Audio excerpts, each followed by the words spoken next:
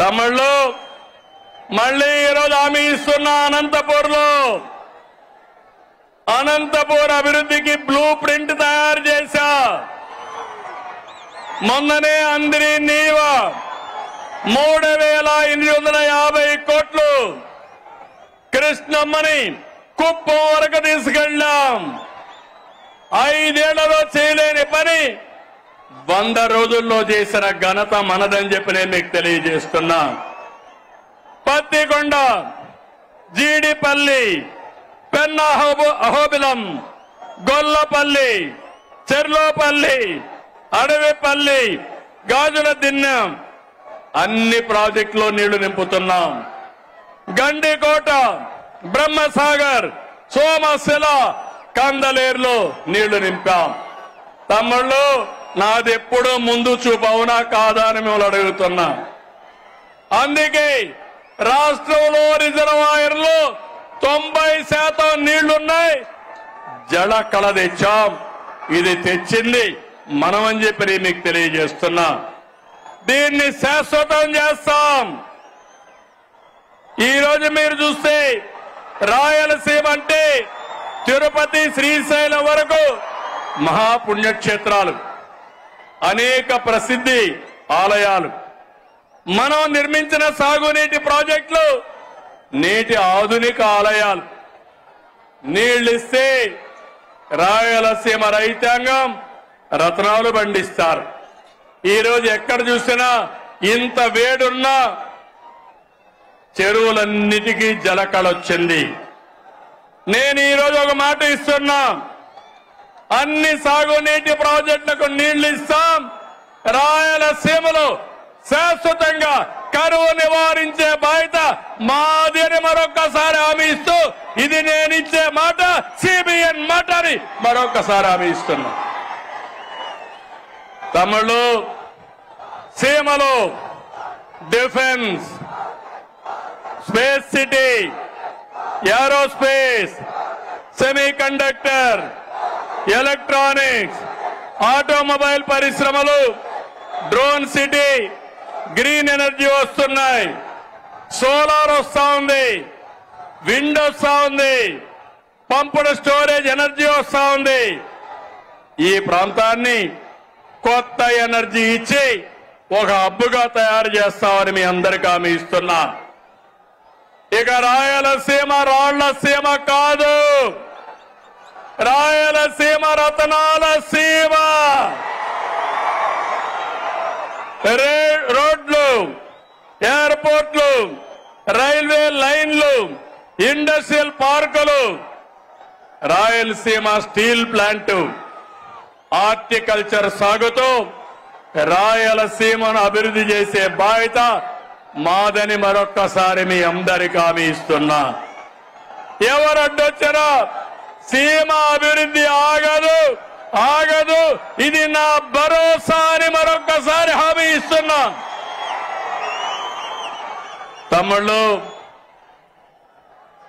ఒక అకుంఠిత దీక్షతో రాష్ట్రం కోసం పనిచేస్తున్నాం. నేను, మిత్రులు పవన్ కళ్యాణ్ గారు, మా ఆలోచన ఒకటి, ప్రజలకు న్యాయం జరగాలి, రాష్ట్రాన్ని మళ్లీ పునర్నిర్మాణం చేయాలి, మీరందరూ గర్వపడే విధంగా మీ భవిష్యత్తును తీర్చిదిద్దాలని నేను, మా మిత్రుడు పవన్ కళ్యాణ్ గారు ఇద్దరూ ఆలోచిస్తున్నాం.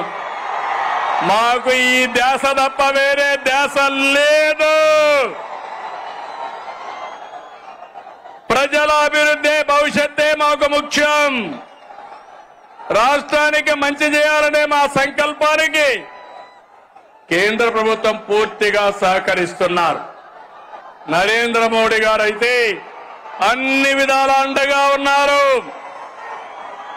వారికి సభాముఖంగా కరువు సీమ, కరువు జిల్లా అనంతపూర్ నుంచి కృతజ్ఞతలు తెలియజేస్తున్నాను. మీరు కూడా తెలియజేయండి. ఎవరైనా ఒక మంచి పని చేస్తే, ఎవరైనా మన కోసం సహాయం చేస్తే మనం కూడా వాళ్ళకి ధన్యవాదాలు, కృతజ్ఞతలు తెలియజేయాల్సిన అవసరం ఉంది. అయితే తమ్ముళ్ళు, ఈ సభ ద్వారా 3 పార్టీల కార్యకర్తలకు నాయకులకి ఒకే మాట చెప్తున్నా, మీరందరూ కూడా కాలరెగరేసుకుని తిరిగే విధంగా పాలన అందిస్తున్నాం, హామీలు నెరవేరుస్తున్నాం.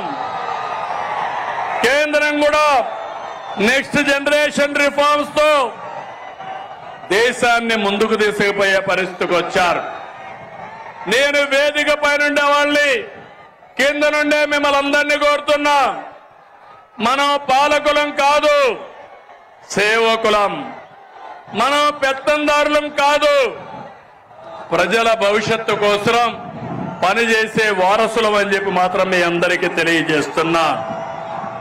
అందరూ గుర్తుపెట్టుకోవాలి, అహంకారం వద్దు, అవినీతి, ఆలసత్వం, అసంతృప్తి అనేది మన దగ్గరికి రానియద్దండి. ఏ పొరపాటు చేయొద్దు. అదే సమయంలో 3వ పార్టీ నాయకులను కోరుతున్నాను, ఎమ్మెల్యేలు కోరుతున్నాను, పార్టీల జెండాలు మోసి మనల్ని గెలిపించిన కార్యకర్తలకి న్యాయం చేసే బాధ్యత పైనుండే నాయకుల పైన ఉంది. ఒక పార్టీ అని కాదు, గ్రామ స్థాయి నుంచి రాష్ట్ర స్థాయి వరకు 3 పార్టీలకు న్యాయం చేయడం మా ధ్యేయమని మరొకసారి మీ అందరికీ హామీ ఇస్తున్నాను. మీలో కూడా ఐకమత్యం రావాలి, అందరం కలిసి పనిచేయాలి. కలిసి ఉంటేనే మనకు బలమని మరొకసారి మీ అందరికీ విజ్ఞప్తి చేస్తున్నా. నా కోరిక ఒకటి, రాష్ట్రంలో హెల్తీ, వెల్తీ, హ్యాపీ సొసైటీ, అందరికీ ఆదాయం రావాలి, ఆరోగ్యంగా ఉండాలి, ఆనందంగా ఉండాలి. దీనికోసమే నేను P4 కూడా తీసుకొచ్చాను. నేను నా జీవితాంతం పేదవాళ్ళ పక్షాన్నే ఉంటాను, వాళ్ళ కోసమే పనిచేస్తాను.